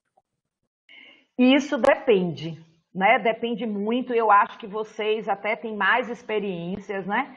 O que acontece é que, como eu falei, né? A ação nefrotóxica do veneno, ela é decorrente de uma ação direta e de uma ação indireta. Então, isso depende, no caso da ação direta, da quantidade de veneno e da capacidade que esse veneno terá de causar essas lesões renais. Também depende da quantidade de veneno, se o veneno, por exemplo, ele é coagulante e a capacidade que ele vai ter de levar a depositar fibrina e lesionar células renais. A ação hemolítica também e a ação miolítica também. Normalmente, os sintomas renais, eles são mais tardios, né? As lesões renais, elas vão aparecer, né, mais tardiamente. Mas, se tiver alguém aqui com mais experiência do que eu, fique à vontade para falar. Estou falando do ponto de vista do veneno, mas são ações tardias, né? A gente não vê nas primeiras 6 horas já o estabelecimento de uma falência renal. Né? Apareceu agora uma pergunta aqui do Flávio, né? Eu vi. Gostaria de saber se pode administrar soro antiveneno caso o paciente utilizou a vacina da Covid. Olha, em relação ao soro, ele não tem relação com vacina, tá? Especificamente a vacina da Covid, a Covid, né, uma doença nova, muitas coisas a gente está aprendendo em relação a ela. Mas eu vou pautar a sua resposta em relação a outras vacinas, certo? Não há nenhum impedimento do uso do soro em relação a outras vacinas. Tanto que há a recomendação do Ministério da Saúde para a vacina antitetânica, né, no manejo do paciente. Porque o soro, ele é o anticorpo do cavalo. Então, o soro, ele é um antígeno a partir da inoculação do veneno no cavalo, né, que vai produzir, o soro é o anticorpo, né? Então, que é produzido a partir do antígeno, que é o veneno. Então, sendo o soro um anticorpo e o soro heterólogo, quando ele é administrado, o alvo dele vai ser o veneno. Então, em relação a outras vacinas, é possível, sim, fazer essa administração do soro com o uso de vacinas. Não sei se há alguma especificidade em relação à Covid. Agora sou eu, quando você ficou falando lá dos fatores extrínsecos, né, sobre o qual e quanto dos venenos, me passou na cabeça, não sei se você tem conhecimento, de algum estudo sobre a viabilidade da toxina no organismo, ou seja, quanto tempo que ela fica viável quando ela é inoculada no organismo do ser humano? Esses são estudos que é uma pergunta muito interessante, né? Porque é a farmacodinâmica, né? É a dinâmica do veneno no organismo. E, como eu falei, muitos venenos são muito complexos. Eles têm diferentes toxinas que agem de forma diferente. E existem toxinas que têm uma dinâmica de circulação no organismo, ou seja, que elas são atraídas para o seu alvo, tá? E elas agem, causam os sintomas e, ao agir, né, no seu alvo e ao causar os sintomas, elas não continuam, obviamente, circulando. Então, quando a gente está falando dos venenos, a gente está falando desse complexo, né? Então, quando a gente está falando, por exemplo, o veneno que varia, como eu vi, né? Venenos de Botrytis leucurus da região do sul da Bahia tem ação hemorrágica mais importante do que da região metropolitana de Salvador. No caso, eu injetei o veneno total. É preciso que hajam pesquisas para estudar cada toxina do veneno. Então, você vai isolar a hemorragina, você vai isolar a miotoxina para poder entender essa farmacodinâmica, em quanto tempo, né, esses sintomas eles podem acontecer e quanto tempo uma toxina pode ficar no organismo. Por isso, né, o fato da gente não ter tantas pesquisas sobre isso para dar todas essas respostas e o envenenamento ser uma urgência, uma emergência, a importância também de informar a população de que ela precisa o mais rapidamente chegar. E assim, o Ministério da Saúde indica, e muitas pessoas não sabem, que elas podem utilizar os bombeiros para levá-las ao serviço de saúde, elas podem utilizar o SAMU para levá-las ao serviço de saúde.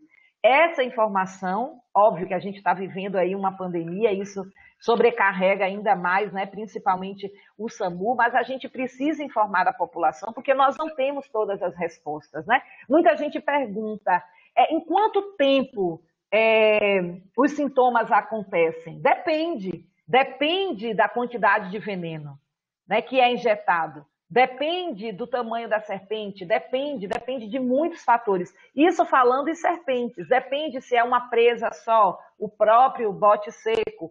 Se a gente falar de outros animais peçonhentos, aí que a complexidade vai ficando cada vez maior, no caso dos peçonhentos, que têm a capacidade de injetar, e a gente também tem que pensar no caso dos venenosos, cujo envenenamento é por contato, por ingestão.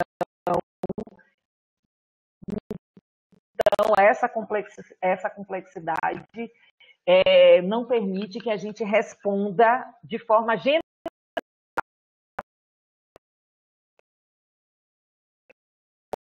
Eu gostaria também de ter essa resposta. Sim, é isso mesmo, sempre tem essa dúvida. Só corrigindo uma informação errada que eu te passei, o Juscelino perguntou do fator 13, não o fator 8. Tá? O fator 13. Eu também não, eu sei que há ação, mas eu não lembro a espécie. Vou até anotar aqui também. Para corrigir, porque eu tinha falado errado, né? Isso. Eu técnico. Eu acho que até no slide pode ser que tenha a espécie, mas eu não lembro qual é a espécie. Mando para você por WhatsApp, José. Vou aproveitar de novo. Acompanhando os comentários, doutora Regiane, só elogios palestra, muito boa. Muito obrigada. Eu fico muito honrada com os elogios de vocês e dizer assim, né, que a importância da gente trabalhar nessa sinergia, né? Nós temos, infelizmente, né, nós temos poucas pessoas, não só na área, né, da medicina, na área da enfermagem, da medicina veterinária, da biologia, que se interessam por esse tema. Então, é preciso que haja essa especialização, né? E os centros, eles são escolas, né? Verdadeiras escolas, o papel de vocês na formação, né, de profissionais para atuar na área da intoxicação, especialmente dos venenos, né, dos animais peçonhentos, é incrível, porque nós não temos o aporte dessa formação, dessa capacitação nas escolas dessas profissões, certo? E os profissionais vão entrar em contato com esse tipo de acidente, né, que tem sido cada vez mais comum e vai ser cada vez mais comum. Então, a gente vê, eu que estudo, comecei, a doutora Palmira é um exemplo aí, né, falar sobre escorpionismo na frente dela, né, mas a minha monografia de conclusão de curso foi com escorpionismo, foi com o problema do avanço dos escorpiões nas cidades. Isso foi em 1990, então a gente passa aí, né, 31 anos e a gente só vê esse problema aumentando, né? E a mesma coisa em relação às serpentes, a gente é o tempo inteiro demandado para falar dessa pressão que acontece hoje dentro das cidades, porque o acidente por serpente sempre foi um acidente rural, né? Onde a vulnerabilidade maior é dos trabalhadores rurais, continua sendo, mas a gente está vendo o avanço disso nas cidades, né? Nos bolsões em que vai mantendo aí regiões de mata, esses animais ficam pressionados. E as jararacas são os animais que mais conseguem se adaptar ao ambiente urbano. Sem falar das aranhas, né? No sul do Brasil, né? No sudeste. Então, os animais peçonhentos, eles vão se transformando cada vez mais em um problema cada vez mais próximo, né? das pessoas. Em situações de desastres naturais, como a gente vê também.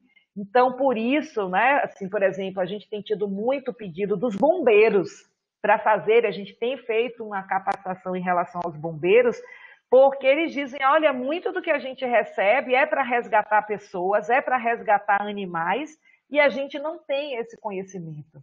E o mais grave disso é que nós não temos pessoal suficiente para esses conhecimentos. Então, quando eu faço a crítica em relação às escolas médicas, de biologia, de medicina veterinária, de enfermagem, se hoje nós quiséssemos resolver esse problema, há uma deficiência, vamos resolver o problema, vamos colocar profissionais para dar aulas, a gente não tem esses profissionais.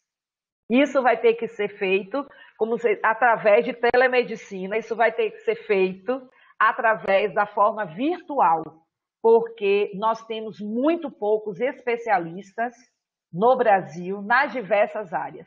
Onde a gente tem muito mais gente trabalhando? No estudo dos venenos. Então, o estudo dos venenos, né, atrai uma quantidade muito maior de profissionais de diversas áreas, de farmácia, inclusive, né, enfim, de tantas áreas, mas o estudo sobre os animais e o estudo sobre a clínica, a gente ainda tem, né, um número muito pequeno de especialistas que podem falar aí com mais segurança sobre o assunto. Portanto, mais uma vez, parabéns para vocês. Viu? Eu que agradeço, doutora Regiane, sua disponibilidade, seu tempo. Eu sei que hoje, virtualmente, está cada vez mais corrida a nossa vida, vários compromissos ao mesmo tempo. E tirar esse tempinho para poder conversar com a gente e trazer seu conhecimento sobre o assunto foi muito importante. O chat deixou bem claro isso aqui, todo mundo parabenizando, e é um assunto de mecanismo de ação pouco abordado, ficaram muito felizes. Tem que gravar. Eu falei, estamos gravando, e quem não pôde assistir ao vivo, né, porque tem muitos que estão trabalhando, né?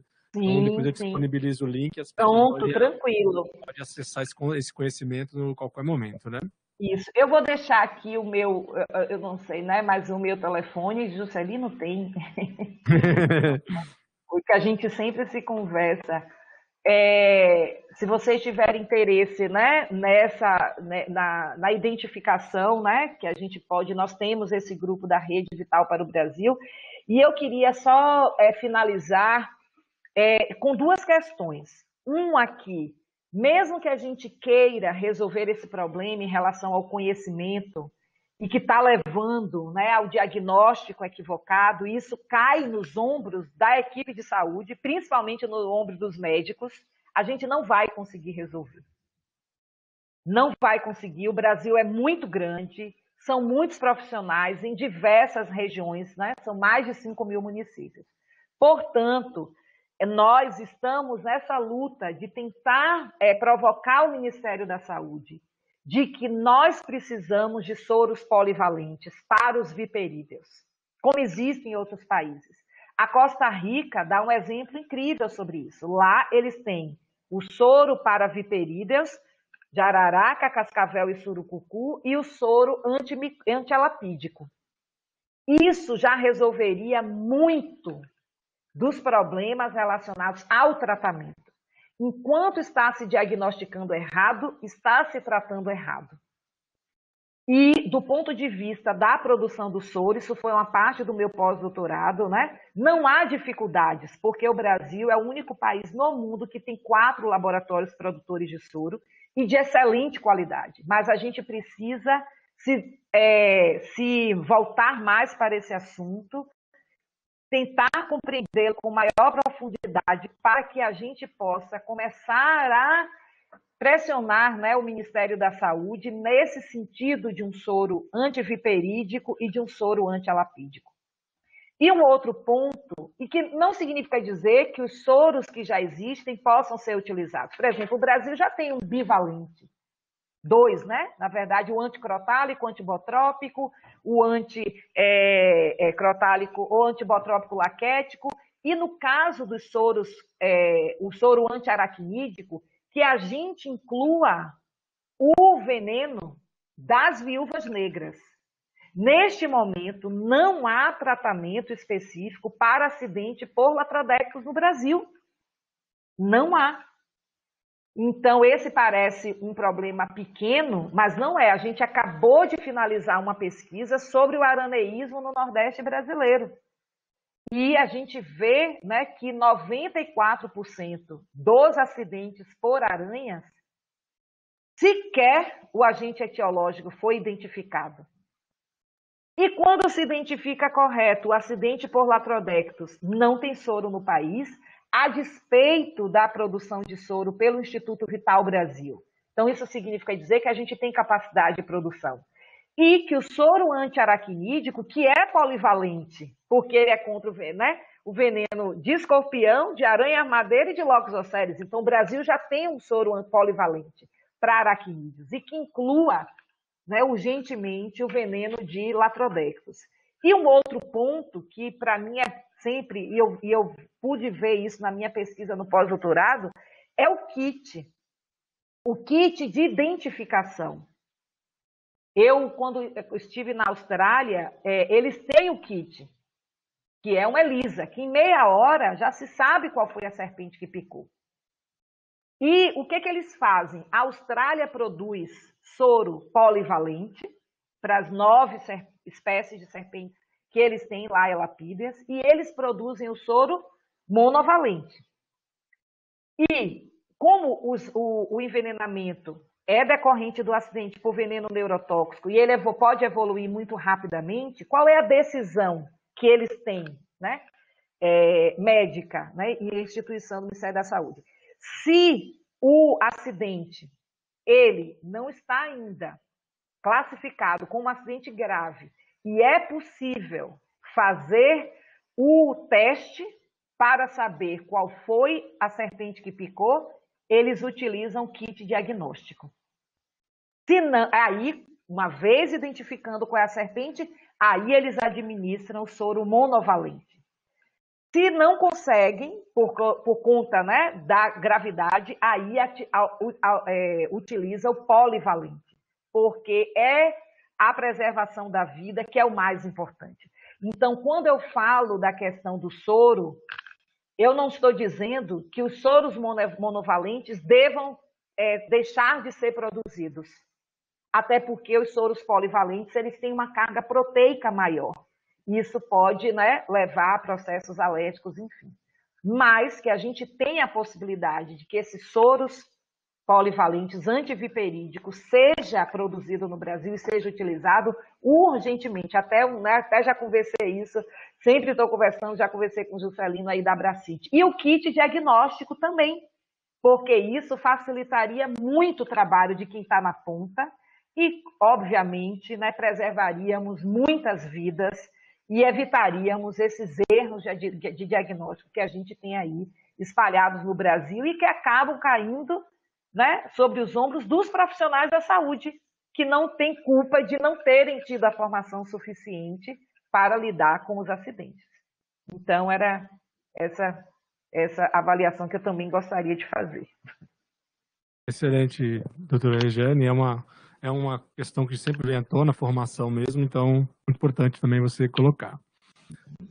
Eu gostaria de agradecer a todos também pela participação, aos brasileiros que estiveram presentes nesse encontro. E também temos também a Mônica e a Alba, lá do Uruguai, participando também nesses nossos encontros. Eu não encontrei outras, talvez tenha outras pessoas de outros países, se tiver depois me avisem. Mas muito obrigado pela presença de vocês. Podem divulgar o evento para qualquer pessoa, ele é gratuito, acesso ilimitado de quantas pessoas quiserem participar. Já aproveito também para pedir para que todos façam o registro, né? Tem até o final do dia de hoje para fazer o registro de presença. E no dia 7 de abril, neste mesmo horário, nós teremos a palestra do professor Dr. Carlos Roberto de Medeiros, do CEATOC São José do Rio Preto. E o Dr. Carlos vai abordar o assunto termográfico, diagnose e management of animal bites and stings. Então, ele vai abordar esse tema conosco e todos estão convidados, doutor Regiane, seus alunos também. Sim, vou começar a divulgar, sim. Agora que eu sei que qualquer pessoa pode participar, é muito importante. O link é o mesmo de sempre, então pode divulgar para quem você quiser, vai ser muito bem-vindo as pessoas que quiserem participar. A todos, então, meu muito obrigado, toda a Regiane, novamente obrigado. Conte com a gente também, se precisar de alguma coisa, tem meu contato, e-mail, telefone. E vamos trocando aí informações para avançar nessa área da toxicologia clínica. E muito obrigada mais uma vez e que a gente siga aí com força, né, para suportar e para atravessar esse momento que nós estamos e que todo o país está. Muito obrigada. Sim. Aí a todos, cuidem-se. Esse ano de 2025 vai ser tão difícil quanto o 2020, mas espero que em 2022 a gente possa se encontrar presencialmente. Excelente finalzinho de manhã a todos, bom almoço, bom trabalho e até dia 7 de abril. Abraço, gente, tudo de bom. Abraço, gente. Palmira, doutora Palmira, um beijo. Vou entrar em contato com a senhora para entrar no Cobras Criadas. Eu vou mandar para você o card de divulgação. Um abraço, saúde. Outro, tá bom. Fique com Deus aí. Tá bom.